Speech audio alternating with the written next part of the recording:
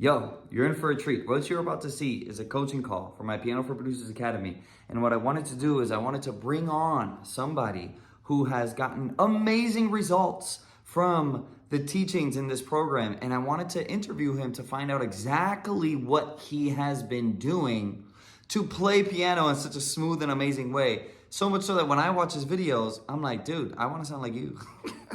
And you learned from me. How is this happening right now? So you're going to learn exactly what he did and what another student did who was so gracious with her time to talk about her testimony and the things that she's done in this program. So if you want to be a baller on the keys, do these very things you're going to learn in this video. Let's go. What up, Rhoda? Uh-oh. Hey, Bruce. How you doing? I'm okay. How are you? You're in a new space. I'm at my cousin's house. I'm in New York. Oh, okay, cool. Yeah. Um, I have news for you though. Oh, yeah? Yeah, big props, which I will officially give you on social media at some time in the future. Uh, Um, I surprised my mom for Mother's Day. I showed up at church like mm, before they got there, mm. and the pianist was absent. She was with her own kids. And so I was like, "You want to play piano?" And she's like, "You'll do it?" And I was like, "Yeah." She's like, "You gonna sing?" I'm like, "Yeah." And Hey. so I was like, "Let me go get my iPad." And I grabbed my chart and I tapped the drummer who was sitting in the pews. And I was like, "If I get on this piano, will you help me keep in time?" And he's like, "Sure." And I did Uh-oh. the whole service, the Hey! whole service. Let's go. And every time I made a mistake, I smiled. Yeah! And so I thought of you, and it's the first time I would like the whole stage fright thing that I've been working through. Like it just wasn't in the space at all. I Mm, found myself looking like, and I got the charts off Real Book. Not they weren't all correct. Like there was some crazy stuffs happening with the things that I chose, yeah. but I found myself looking for like the functional harmony as I looked at the charts and just like the things that we've talked about on the calls Mm, about song structure and like and I made it through the whole thing. I didn't stop when I made mistakes. If I needed some extra time, I was like, y'all give me a second, I got to sort out the chart. And of course, they're like, take your time, baby, do your thing. But they were thankful. They asked me if I wanted to sign a contract before I left, like Ooh, that's how you know you did a good job. That's how you know you did a good job because they want you back. exactly. And so there's a conversation about me being the substitute pianist when she's out of town Come so that on. she can get some reprieve. And then the next morning I woke up and I realized that like if you had told me when I joined P for P that I would just volunteer to play for the whole service Mm, out of nowhere just because the bench was empty, I would have been like, stop lying on Future Rhoda. Like I would never do that. I need time to practice. I need to pick my tunes. I need to do everything. yeah. And that's just not who I am anymore. And so Hey!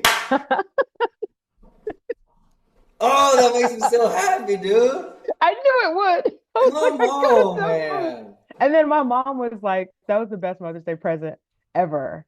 And they put me in piano lessons when I was 7, specifically so I could play for the church. But Yeah, they enrolled me in classical lessons, which doesn't actually translate to playing sure. for the church. Mm, But I've since sorted it out. let's And it was go, just man. it was amazing Mother's Day and like you made that happen. So just thank you for being part of my journey. Dude, we made it happen. Yes. Like I did I was just like, hey, this you might want to think about it like this. And you're the one who just did everything. You know what I mean? Like, Yeah. yo, congratulations, man. For Thank real, for you. real. Like I woke up the next morning and I was just like, I just volunteered. And like I knew I could handle the charts. Like there was a confidence that I had that came from the amount of practicing that I've been doing since I joined this program because I've been way more consistent Yeah. with it and I knew I could deliver something that would work even if it wasn't like the best performance Yeah. ever. So, Yo, so even when you're saying I'm looking at the chart and I'm finding how the harmony's working, you're like I'm looking for the functional harmony. Like that's how you do it, and that shows me a level of awareness of the music that used to not be there, you know, and that's fire. I love that. I love. So, yo, this is perfect, Rhoda. Thank you for saying this because this is actually the perfect way to start this session in a way that we haven't done before. That makes it really participatory, and I love that we have a good crew of people here. What's up? Wait, hold up. Athil? Is that, am I saying that correctly? I don't think I've ever seen you here before. Welcome. So yeah, it's actually Oh, Attil. yeah, it's my first time joining one of these. My So man, welcome. excited. Yeah, thank you. Yes. Andy, Gia, James, Marcus, my dude. Thanks for coming, bro. I can't hear you. Press the space bar if you have a space bar. Can you hear me now? Hey, Okay. what's up, man? How you doing? Good to see you, bro. Same here. Let's Finally go. made it. Yeah, man.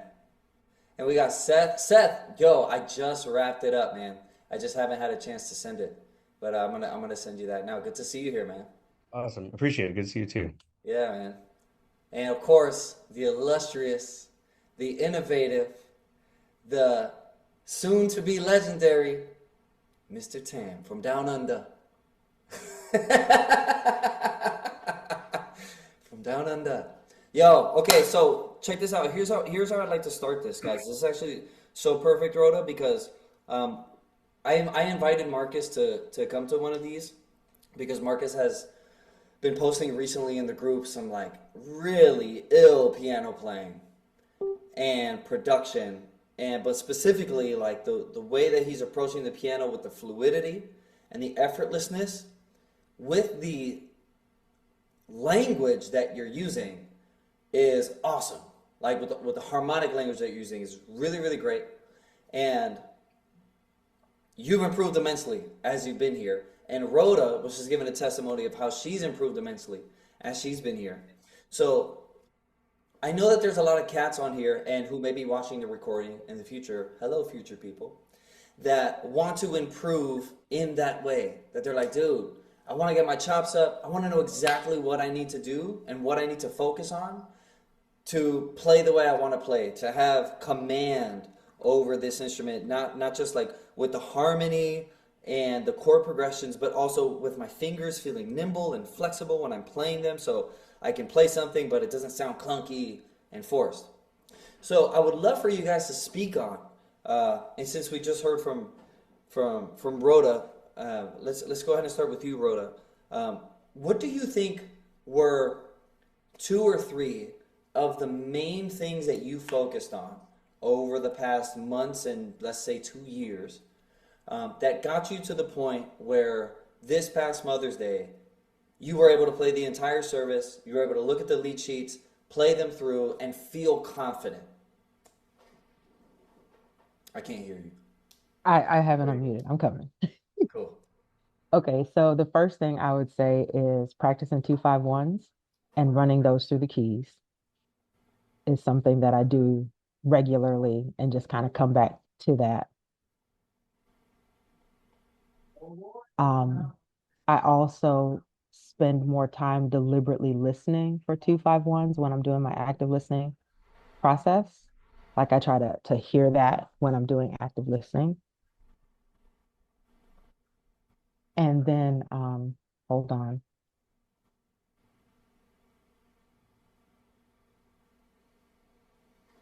This is about performance, but I'm going to mention it. So about maybe 6 months to a year ago, because like when I was in VIP, you recommended that we perform at least once a month just to keep chops going.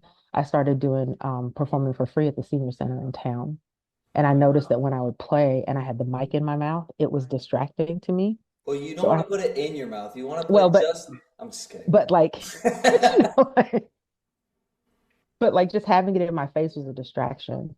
And so I set my piano space up so that I always have the mic pointed at me and it's just part of when I practice. Mm, And so now when I sit down and someone puts a mic in front of me, it's not like something entered the piano space. It has become part of the piano space. And so I think that's just important to mention if you sing and play, because cool. for the longest it would trip me up. Um, and then I do a mix of playing things that I know, but also like I play from the hymnal. So I'll do sheet music every now and then just to force myself to read, even though I really tend to do more chords and lead charts. But I do force myself to read on a regular basis. Mm. Those would be the big things. And then of course, like I said, playing for other people.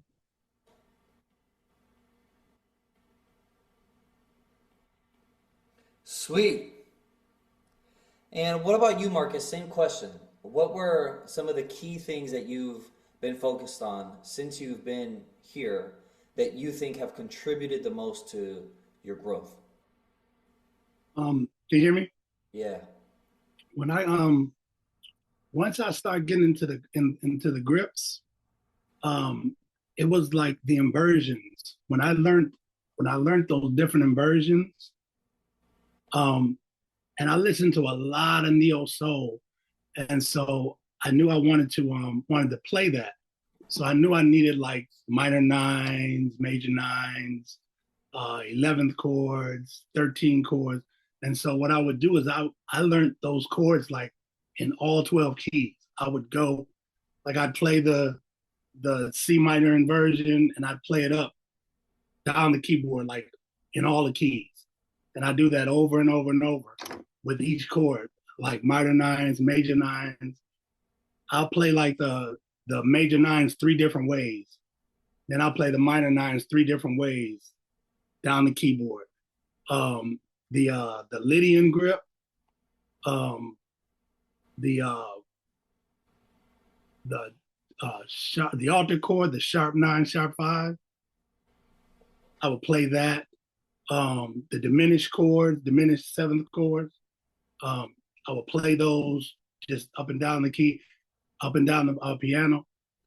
After I did that, what I would do is I'd learn songs. I had a list of songs, a list of neo soul songs, and I would play with the songs, like I was kind of like in the band. Yeah. I would play along with the song, and I'd see if I could keep time just with the chord progressions. Nothing fancy. If it was a 4-chord progression, I just play the 4-chord progression, and I'd play it through the whole song. Then I might go back and I might add a couple passing chords. And I had this list, and I'd change the list up maybe every month or so. Or if I heard a song I liked, I would add it to the list. I'd go and try to find those chord progressions, and I'd play with that song. I do that every time I practice. That's kind of how I start and kind of end up. I'll start with doing those chord exercises, and then I'll end up playing songs I like. I get caught in the middle somewhere. If I hear something good, I start producing a beat. So that's just the producer in me. Yeah, of course. But yeah, that's what I would do. That helped with the fluidity, though, because you get your fingers on all of those chords and going up and down the keyboard. Then when I start learning songs, I'm applying those same chords to the song. So Perfect. yeah. Perfect. Bruce, I have one more. Yeah, please. Recording my practice time and Uh-oh. listening back to it. Uh-oh. And the reason that has made a difference is because what I think in my head is happening versus what people are actually hearing are always Yeah. two different things. Always. And I listen back to the recording and I'm like, this isn't bad. This actually sounds good. This sounds better than some stuff, like some folks that I know that are like making it. Yeah. Mm-hmm. And so there's a compassion that I have for myself now that I didn't have before because I started doing the recording. Perfect.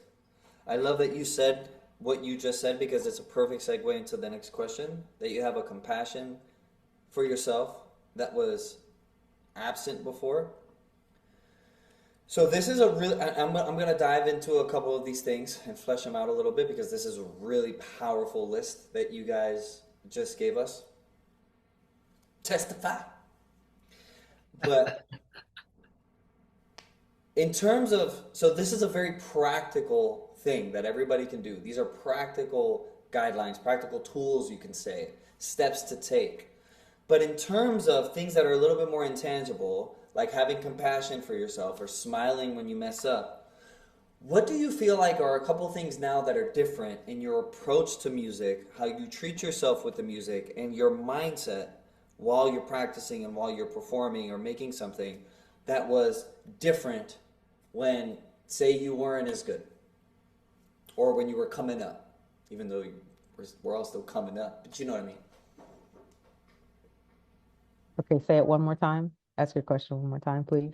Yeah. What are some ways that your mindset is different about your playing and how you approach playing and performing that's different now than it was let's say 2 years ago when you were still figuring all this stuff out at a Yeah. lower level? There's one thing that I can say is like a marked difference for me that I noticed, which is before I started P4P and before I started learning functional harmony and watching your videos and coming to class, and y'all should know, like I came to class like almost every week for a whole year. And that was back when it was 4 hours of class a week. So I put in a lot of time for about a year. But the thing that's different is in using and thinking about the piano the way you have taught us, Bruce. Mm-hmm. I started finding things faster. And and at some point I noticed that I could figure out a chord progression before a song was over. Whereas before I'd have to listen to a song 2 or 3 times to know. And so something that has changed in me around the mindset is that I know that I'm gonna find it in time. Mm. And like when So when I volunteered to play, like I didn't play fast songs. I played medium tempo so that I knew I'd have enough time to think. But there's a confidence that I have that my fingers know where to go. And because I listen to the recordings, I know that when they don't, unless you hang on a note too long, nobody even notices. And so that has been a big shift for me. love that. Let's go. Uh, What about you, Marcus? um, I, I I used to watch the P4P advertisement and watch you play those chords like with ease. You play the chords and go, "Hey, you want to play like this?" And I was just like, "Yeah, that's how I want to play." And so once I got into it and I started learning everything, I always kind of kept that visual how dope it was and how dope it sounded. Um, what was said earlier, Rhoda, right? Okay. What you said earlier about when you recorded what you were playing and you like, this sounds just as good as some of the stuff out there. I've been producing for a long time. Um, and there was so much stuff that I couldn't play that I was attempting to play and just doing different stuff or whatever. But now after after a while I started producing stuff and really comparing it to other stuff that I thought was dope. And I'm really kind of like feeling, you hit a chord progression and go, ooh, wait a minute. I'm having those moments more and more and more. And that kind of gave me the confidence to actually set up the camera and record a little bit of something and kind of post it. And it took me a while to get there. But I start really feeling the vibes I was creating. And Mm. and that really came from that functional harmony, that that that section in the grip system. I think I listen to that every day at work. I can probably quote you. I Ooh. can probably quote you when you go feeling good in C major. I listen to that every day. And when we get to the non-functional harmony, the first time I heard that, I went home and played all of those. And then I put beats up on them and recorded them. And so to get to my point, what she was saying about listening to yourself, I produce a lot. So I'm going back listening. And I'm really feeling the vibes now. And it feels good. It feels good after all of that work to know, okay, well, I can sit down now and I can play something and really, some days, of course, you make something that's not what you thought it would be, but I know what I'm doing now. It's kind of like I know what I'm doing now, and that's a big key because you can play stuff and make a mistake and be like, oh, that's good, and I used to do that all the time. But it's like now, no, I know I'm going out of the key. I know I'm playing a passing chord. I know what passing chords are now. I know I'm going from from minor to major and changing the vibe up. That's it. Let's go, man. Yeah, yeah. I'm excited. Proud of you, dude. And you too, Rhoda. Y'all, they just dropped some gems here. Gems, gems, gems. And I just wanted to, like, as soon as Rhoda started talking, I was like, I need to write the key things down because I could just feel this was going somewhere awesome and I didn't want to miss anything. So everything you guys said that kind of just like perked a little, oh, that's right, oh, that's right, oh, that's right. I made sure to write it down. And I want to just kind of go over some of these things as like a cliff notes and the biggest takeaways from everything that they just mentioned, because these are the things that move the needle. And not because I said it, actually I didn't even say it. Like they said it. But it's because of like, this is the same thing that's moved the needle for me, for Marcus, for Rhoda, for every other dope musician that I know and admire. These are the things that they've done and still do. They just deepen their relationship with them to get the results that they're looking for, to get the professional sound, to get the confidence, and the I know what I'm doing now feeling, which is like really what we're all striving for. Before I get to my cliff notes, Gia just put something here in the chat. She said, question for Marcus. How long did it take from the time you started the course to when it felt more fluent?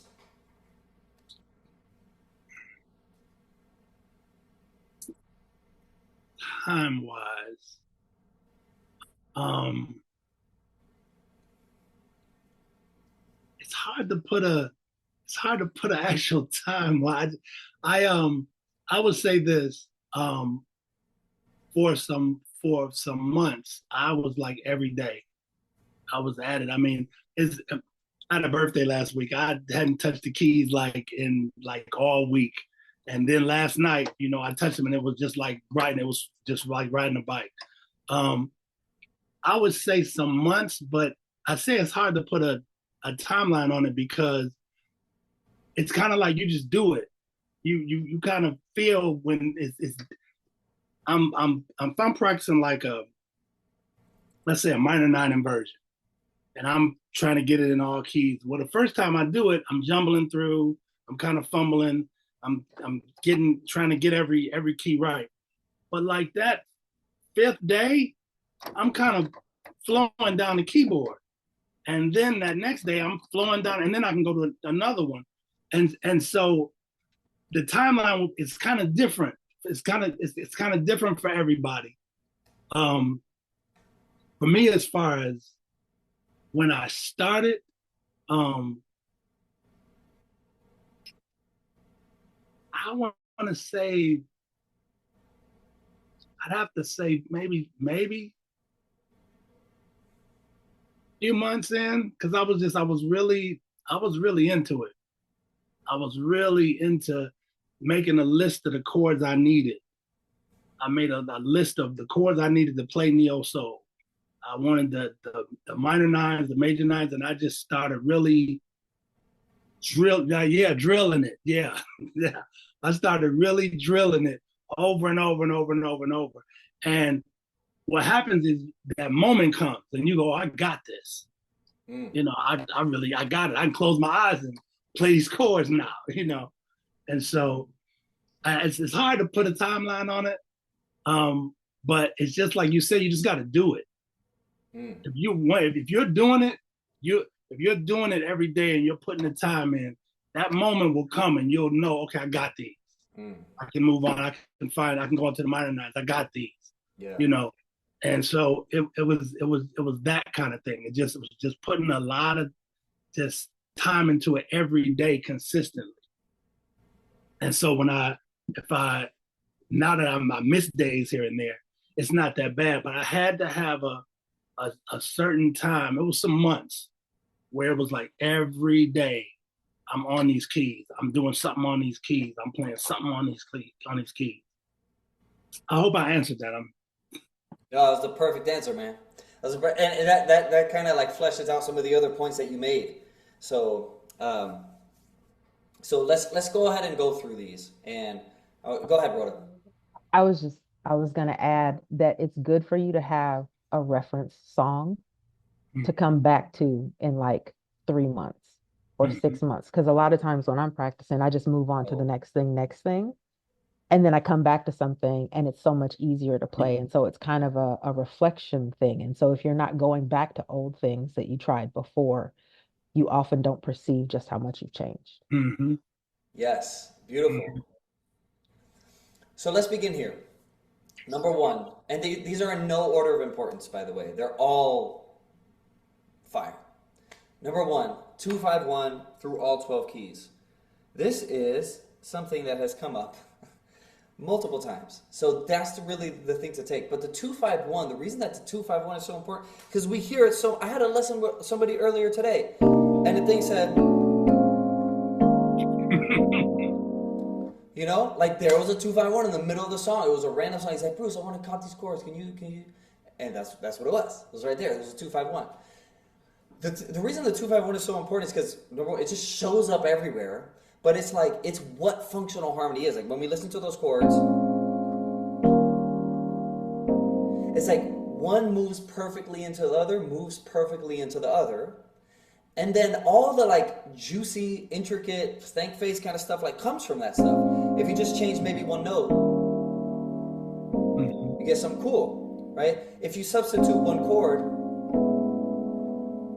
you get something cool. But it all comes from, and there's a million different things you could do, but it all comes from that 251. So really just understanding that in a super basic level before you start to maybe like smooth it up a little bit or whatever, like that is money. Money, money, money. Can't stress it enough. I can continue to talk about it for days, but I'm not. Number two, active listening. This is really important. Rhoda said something specific about the active listening, but I want to reduce it to just active listening because listening is the most important thing. It is the most important because that's your ammunition to get stuff. So like if you want to sound like this record, add this record to your list and learn it. Learn what's happening with it. It's that simple, right? If it's a chords and melodies thing, start to try to figure out the melodies. Start to try to figure out the chords. If it's in the program, look at the program. If you know, if it's not, go to YouTube. Try to figure it out. Or just like, hey man, I'm trying to figure out these chords. Do I have it right? Like, it's that simple. Plug it out. Plug it out. You're gonna fail. You're gonna be wrong. You're gonna write down the wrong chord. That's fine. It's all part of the process. The more you do it, the more refined your ear gets, and the more you listen, the more refined your ears get at picking out what things are when they're happening, and you start to understand the language of music a little bit more. One of the things I was thinking about earlier was when that guy showed me that song, it was in French, and I'm listening to the song, and I'm like, this is funny because I don't know how true this is. It's probably not, but it's just what. Maybe, I don't know. I was like, this is an American-ass chord progression, but like they're singing in French. This is funny. And then I was like, if I go to France, though, they're going to be blowing over these changes the same way we do over here. Whoa, music is universal. Like that was the whole thought process. Because it's like, it's a language. Music is a language. It's like 251. That's like a word. You know? It's like, comment allez-vous? 251 for you. You know what I mean? So like, that's what it is. The correct environment. Again, something a little specific with the microphone, but I feel like just having and I want to reduce this again to something simpler and more applicable across the board for everybody here because everybody has different specialties and areas in which they're heading in. But like the more that your environment can set you up for success. Like if you just come here and start playing and you don't have to plug in and then open the DAW and then open the plug-in and do it. Like if you just come in, press on and go, let's go. Right? If you're performing on a routine basis and like when you get to the gig and you're dressed to the nines and dressed to the nines makes you feel weird, then practice while you're dressed to the nines, because you're simulating that environment in the practice room. So it's all really good stuff there. Number 4, reading lead sheets. This is so important, and we could even say writing out, your progressions.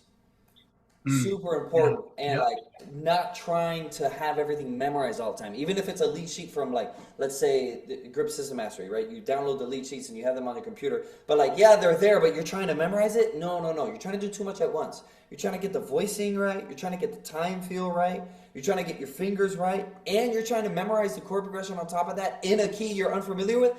Too much. Simplify it for yourself. Learn to like look at the music. Learn to look at the chords as they're going by. while you're playing, because you're giving yourself, you're freeing up mental bandwidth to focus on other things. And then the memorization of the chord progression will just happen over time. But like the more you can read it, also the more you can read it, the more you're seeing how it flows and seeing how it functions from a harmonic perspective, rather than trying to memorize it and do it all at the same time. So that's a big one. Write them out. Even if it's chord progressions that you come up with. Let's say, like, for example, Seth, you're coming up with some lo-fi jam, right? Just take a second and write it out, like, on your thing here, you know? Have a piece of paper that's accessible, just, like, write it. It's going to give you a perspective that you don't get when you're just sitting here trying to make something, you know? Number 5, inversions up and down the piano. Whoa! I'm so glad that you said this, bro, because I literally had a class with somebody the other day, and that was his prescription. I was like, bro, you need to start practicing module 2. Like, that's what you need. You need to hit. You need to sit there and go like this. And then once you feel comfortable with that, put that over the A minor, and then feel that over that. Because when you're playing different progressions, you're going to be up here, you're going to be in the middle, you're going to be down low, and you need to feel that, like, everywhere. So, for example, like this one, what was it? Something like this, right? If I played the whole song like that, it'd be boring. Like, there's going to be some times where I want to do it here, you know? So, really, really important to understand those inversions. And I use this analogy a lot for those of you who haven't heard this analogy before. I just want to hip you to this because it's a really cool way of looking at this. What word is that? That, right? What word is that? That, but in an anagram. Bam! Word scramble. It's that, but it's misspelled. It's not F, right? Which is how gay men say ass. It is that misspelled. You know what I mean? And that's what an inversion is. Because, hey, play C major 7. This is what 99% of people are going to do. Right? T-H-A-T.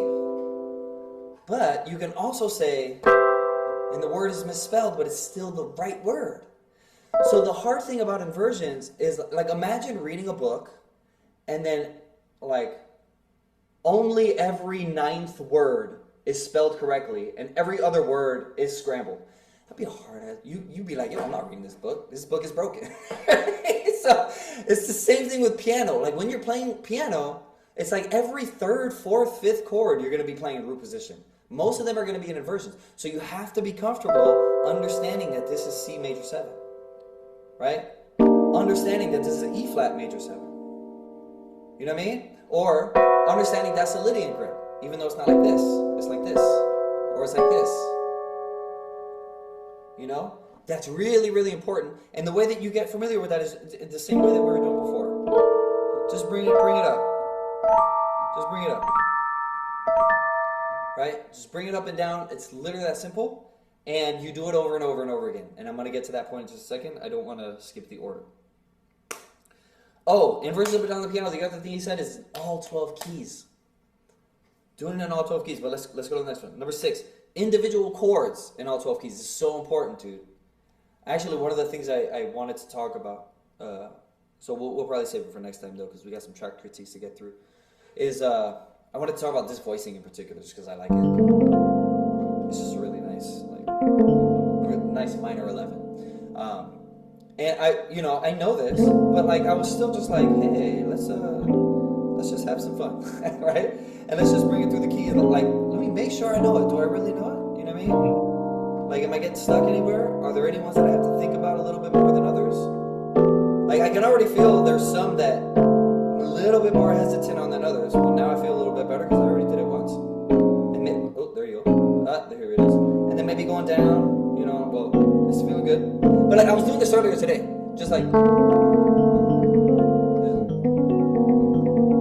feels good. Boom, you know what I mean? And all 12, like I'm still doing it, man. You know, because you just deepen your relationship with it. You make sure you know it. And again, in all 12 keys, just one chord And what I love is that Marcos was like, yo, I need the major 9, I need the minor 9, I need the alter, I need this other one, I need the sus, and I need that other one that I'm not sure exactly what it's called yet, but I know it's that one. Right? Like, and then just taking the time to do those and drill them, as Gia said. I like that terminology too. You drill it over number 7 and over and over and over. And I love that you even fleshed that out a little bit more and you were like, yo, by day 5, when's the last time you did the same thing for 5 days in a row? Not often. Sometimes it takes 5 days. Sometimes it takes 12. You know, sometimes it takes 3. But it takes as long as it takes until you can't get it wrong. That's the thing.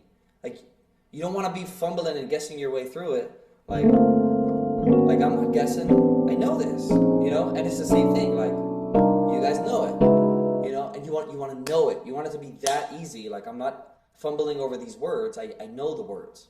So in the same way, the only way to do it is just repetition, conscious repetition, day by day by day by day by day by day by day by day by day, until you're like, yo, I got it. Like, I'm not gonna mess it up. I'm not gonna mispronounce this word. You want to practice it until you get it to that point. And often that takes a series of days.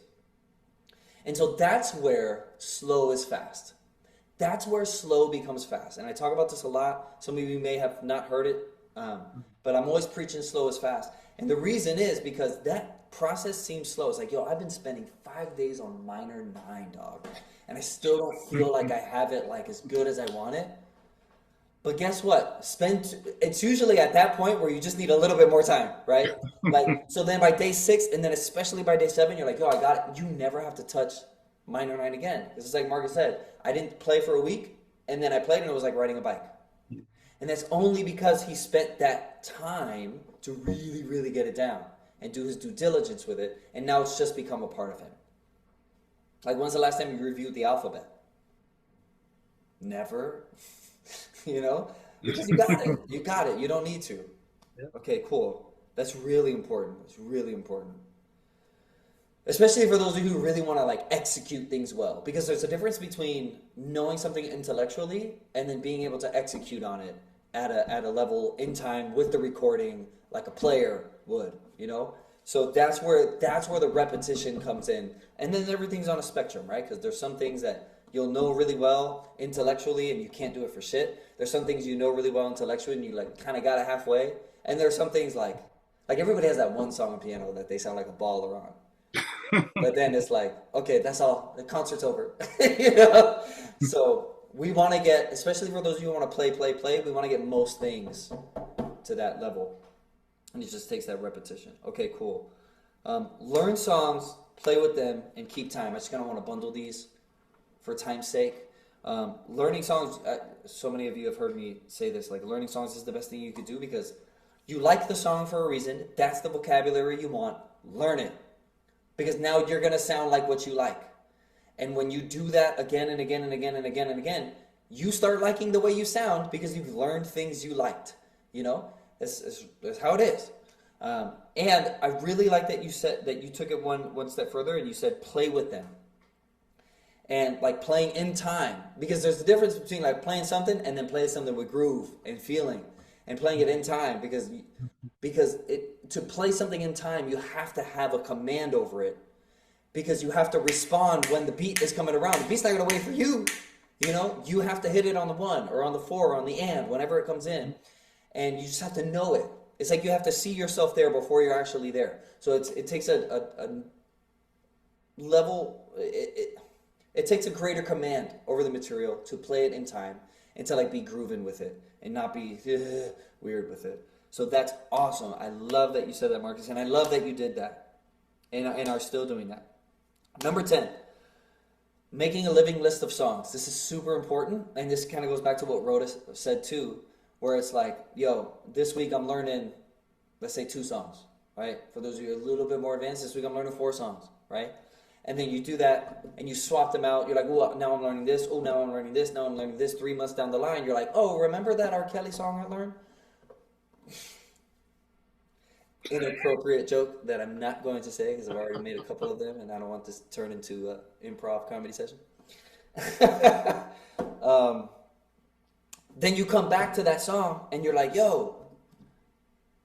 And when you start playing that song again after 3 months of improvement, you're like, oh, wait, you find new ways to play the song. You're like, oh, snap, I could do this. I could do, ooh, boom. Or even the same way you played it before, it's just a lot easier.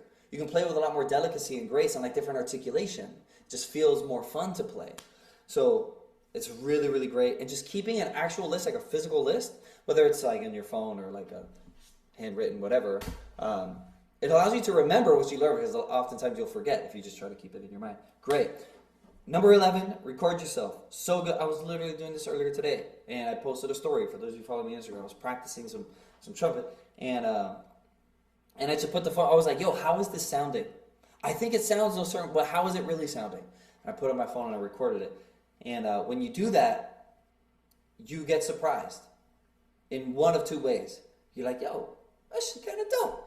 Or, oh, snap, I didn't know. Okay, hold up. Let me adjust that. You know what I mean? So, but it's so enlightening, because even when you sound bad, you learn. You learn why. And then you're looking at yourself like a science experiment. You're like, oh, I missed that note because of X, Y, Z. Oh, now you know, and now you can address now you can address X, Y, Z. You know what I mean? Number 12, lessons on repeat. This is so big. I'm so glad you said that. When you listen to something once, you get a certain amount of information from it, and then you retain very little. But when you listen to it again, you pick up on things you never had before. It's just like watching a movie. I'm sure y'all have watched one movie more than once. The second time you watch it, you pick up on other things. The third time you watch it, now you know the dialogue, now you know the scenes that are coming, so you start to pay attention to the background. You're like, oh, snap, she's wearing purple, or whatever, you know? Like, you start to pick up on details that you didn't. So when you listen to lessons on repeat, I may have said something that was like gold, but you didn't catch it because you were focused on this other thing. But the second or third time you go through it, you're like, oh! Or you're like, oh, I get what he's saying now. I see why he said that, you know? Because you go through it again. So this doesn't have to be just for me and my lessons. Like anything, like a YouTube video that you watched and you're like, yo, that was so enlightening. Go back and watch it again. Go back and watch it a third time. It's not a waste of time at all. Okay, so this one's a little bit more scattered, but just to kind of give it some sort of context, what does this actually, hold up. Because you guys gave me a couple more points here. So let's just say like bonus number 13 or something, or just number 13. Immersive learning. So they both mentioned this in two different ways. Rhoda was like, yo, I came on the calls for 4 hours a week for an entire year. And Marcus was like, yo, I was just on that shit for months. I can't tell you how long, but I know it was months. It was like every day. And Seth, this is one of the things that I talked about in your thing, by the way. But some of you may have heard me talk about this too before. But like immersive learning, when you immerse yourself in like one thing for a minute, that's when you make gains in it. And be aware that when you're saying yes to this thing, you're saying no to other things. Other things kind of fall by the wayside a second, and that's okay. It's not goodbye. It's just it's bye-bye for now, and maybe you pet him a little bit here and there, you know, show him some love. But like this is the main focus for 3 to 6 months, 9 months, you know, until you birth that baby. And then you're like, yo, because what does this lead to? It leads to faster recall and really command, and a real command of the language. Because you just spent so much time with it. It's like you're trying to learn Spanish, but you speak English all day. But if I really want to learn Spanish as fast as possible, just move to Colombia, where I can't speak English to anybody. Bro, 2 weeks, I'm going to be like, hey, dale, eso es candela, fuego, ya tú sabes. You know what I mean? I'll speak English with an accent. It leads to inner confidence because you actually know what you're doing. And even if you don't feel inspired or you're having a bad day, you know you can just, like, I know I could just play this voice and it's going to sound dope. Even if it's not calling to me for whatever reason, I'm like, yo, I know if I just do like a 2, and then I hit him with like a 5, and then I hit him with a 1 minor 11, that's going to be sick. Even though I am like, whatever about it, you know? Right. So, boom. And this is really key. I really like that you said this too. It leads you to being on par with the records you admire. There's like a really cool feeling when you listen to one of your tracks and you're like, yo, that sounds kind of pro. Like, am I tripping? Or like, does that sound kind of dope? And then you make another one and you make another one, you make another one, you're like, these are sounding good, dude. Like, and then you go play like a D'Angelo track or whoever, right? And you're like, yo, that kind of sounds like it sounds like me, but like I can hear objectively, yo, like that feels really good, and that fuels that inner confidence, right? And so like that's what all of this stuff leads to. That's why this stuff is so important, and it feels like, and it kind of is. You're not. It depends on what perspective you want to take with it, but like you're taking 2 steps back so that you can demolish the ceiling that you've been hitting, and then you can just fly right past it. So, yeah, you are slowing down for a second, but that slowing down is going to allow you to speed up way faster and get better than if you were to keep doing things the way that you were doing them, which in the short term may allow you to get something done faster, but in the long term, it's just going to keep you stuck, you know? Mhm. And the last thing that I want to mention, I breeze by this one because this is kind of like just a cool button for it, is that, you know, you were like, I saw the ads, and I was like, I want to play like that. Yeah, I wanted to get it smooth, I want it to sound like that. And as you were going through the process and you were getting into the nitty gritty of figuring it out, and you were like, oh shit, wait, this is kind of a little harder than I thought, a little bit more than I thought. Okay, breathe, right? You kept the North Star in mind. You're like, Mm. I want to sound like that. Mm. This is what's going to allow me to sound like that. Maybe I'm not there yet, but like, that's the way I want to go. Okay, I'm gonna filter all my decisions so I can sound like that. You know, and that's really important because it's easy to get lost in like, oh, he said this, oh, she said that, oh, he sounds like this, oh, this is the hot sound. But like, what do you want to sound like? And then you do the things for that. It's super I fell important. in love with the process. Oh, that's big, bro. We were talking about that in the general discussion that time, and when you were saying, you know, you do it, and you kind of fall in love with the struggle. I did that, and it was just I just really got into that part of it, Yeah. and I just stayed there with it. I just said, just stay. Let's just stay here. Let's struggle. Let's just keep struggling. And then one day it wasn't a struggle. I fell in Oh, love with the process. I can co-sign on that one. Mm-hmm. I'd say that's true for me too. Yeah, you just stay there. let's go. Yo, you guys are awesome. I really appreciate your gems and your words of wisdom. Y'all, was this helpful? For me, it was. It was for me too. Like I appreciate Mark. I was like, I'm gonna do that tomorrow. Like, Let's And go. I came on kind of late. Congratulations on playing. Uh, thank you. that's awesome. Thank you. I never really played live, but I'm nice in my room though with these songs. Well, like, Hey, hey, that's what I say about my singing in the shower. I'm nice in the shower. You haven't heard me in the shower or behind the steering wheel? just for contrast, the previous me, like if I hit a snag, I would like stop playing altogether. And like, you know, the one rule is like don't stop playing, and I would break it every time. And so the fact that like I just volunteered like that and then didn't. And then there was a moment where I picked a song and I realized that the chart that was in the real book only had the chorus and not the verse. And I thought I was going to be able to use the changes. And I got like 2 and I was like, that's not going to work. And I just stopped playing. And I just sang the verse.